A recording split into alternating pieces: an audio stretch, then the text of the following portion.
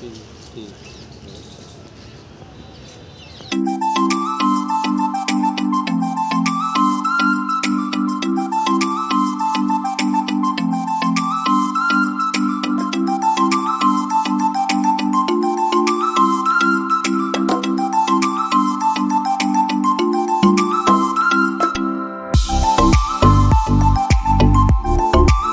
अस्सलामुअलैकुम दोस्तों, हाज़िर हो गई हूँ एक नए व्लॉग के साथ। तो कैसे हैं आप सब? उम्मीद करती हूँ कि आप सब अच्छे होंगे। आप सबकी दुआओं से अल्हम्दुलिल्लाह हम सब भी ठीक हैं। और बस पिछला व्लॉग जो था वो मैंने सूजी के हलवे पे फिनिश किया था और आज का व्लॉग स्टार्ट करी हूँ चने के हलवे के साथ। तो बस शुभरात की तैयारियां हो रही थी। ये दाल वाल मैंने उबाल के रख ली थी और अब इसको फ़ैन के नीचे रख दिया ताकि ठंडी हो जाए और फटाफट से फिर मैंने इसको पीसना स्टार्ट कर दिया था।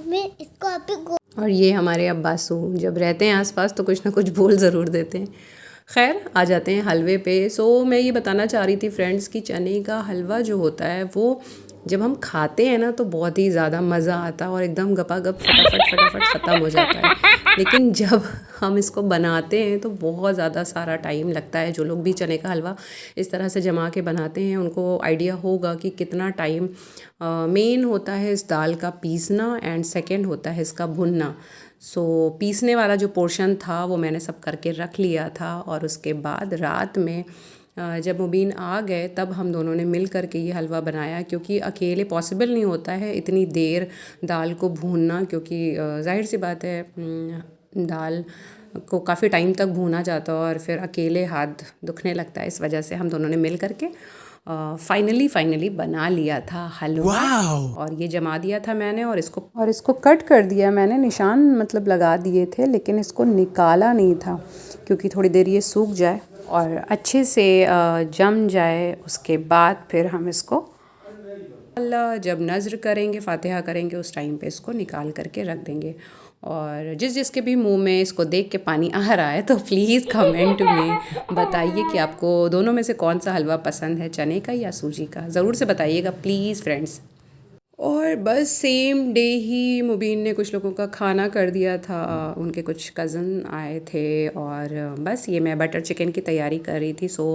बना रही थी इस बार मैं तकरीबन 1 किलो का बटर चिकन और कढ़ाई में, बड़ी वाली जो मेरी कढ़ाई है उसमें बना रही थी, क्योंकि मुझे थोड़ा अच्छा लगता है ज़्यादा से बड़े से बर्तन में बनाओ तो अच्छे से इसको चलाना। और यहाँ पे मैं आयज़ा से कह रही थी कि मैं क्रीम डाल रही हूँ, जैसे कि होता है ना एकदम बढ़िया सा। यूट्यूब पे देखती हूँ मैं कि कई सारी रेसिपीज़ में इस तरह से डाल करके दिखाते हैं। मैंने कहा कि चलो फटाफट से मेरी एक रील भी बना दो इसकी। आयज़ा यहाँ पर यही कर रही थी और अल्हम्दुलिल्लाह बहुत ही अच्छा बटर चिकन मेरा बन के तैयार हो गया था। और यहाँ पे मैंने ये हलवा बना लिया था, ये जो फूला वाला टाइप होता है, जो मेन हलवा होता है शुभरात का, गीला वाला। अब की मैंने इसको भी बहुत अच्छे से बनाया था। बस बन गया था सब कुछ और यहाँ पे मैं प्रिपरेशन कर रही थी क्योंकि मुबीन आने वाले थे और फिर हम इंशाल्लाह फातिहा और नज़र करते घर पे।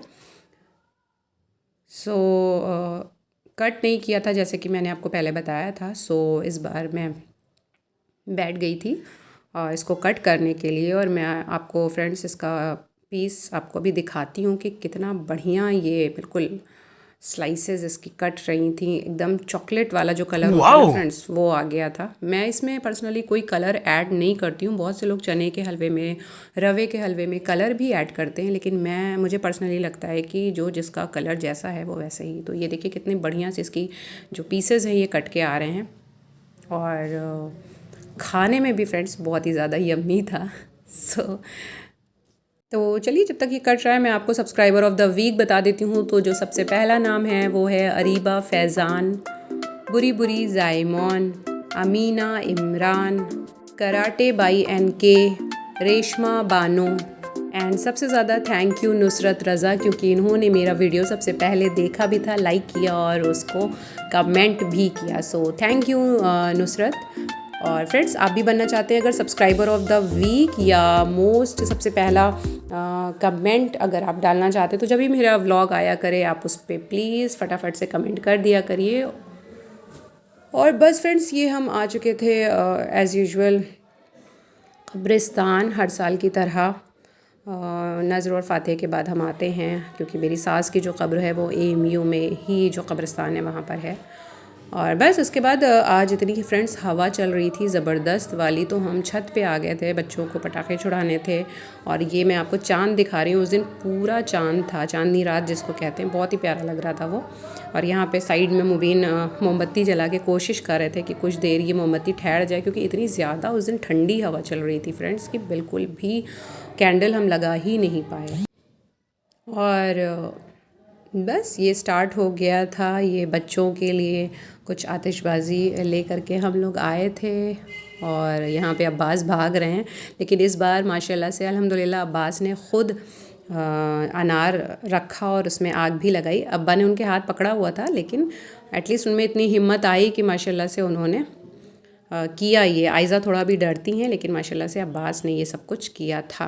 उनको बहुत ज़्यादा मज़ा आता है पटाखे छुड़ाने में। और पटाखे क्यों छुड़ा रहे हैं उसका मेन रीज़न फ्रेंड्स मैं आपको बताती हुई चलूँ, जैसे कि मैं हर साल बताती भी हूँ, लेकिन जो मेरे नए सब्सक्राइबर हैं मैं उनको बताना चाहती हूँ कि आज जो शब लग गई है, यानी कि 15 शाबान की जो शब होती है वो लग चुकी थी। और हमारे जो ज़माने के इमाम हैं, इमाम ज़माना जल्लल्लाहु ताला फ़रजहू, उनकी बर्थडे है, यानी कि पैदा हुए थे वो 15 शाबान के दिन। तो ज़माने के इमाम हैं और जो अभी ज़िंदा हैं, सो उनकी दुनिया में आने की ख़ुशी, उस दिन की जो उस दिन उनकी विलादत हुई है उसकी ख़ुशी में हम ये मोमबत्ती चरागा करते हैं और ये जो पटाखे हैं ये जलाते हैं।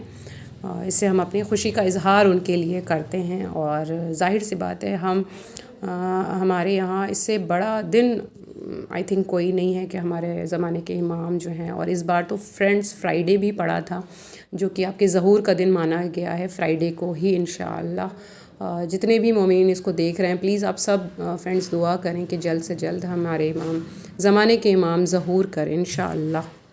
और फ्रेंड्स हम तमाम जो मुसलमान हैं, आज रात को जो 15 शाबान की जो रात होती है, एक दिन पहले यानी कि शुभ रात की जो रात होती है, उस रात में हम पूरी रात जागते हैं, इबादत करते हैं, क्योंकि ऐसा माना जाता है कि दुआओं की कबूलियत की जो मेन रात होती है वो ये होती है 15 शाबान, नीमए 15 शाबान जिसे बोलते हैं।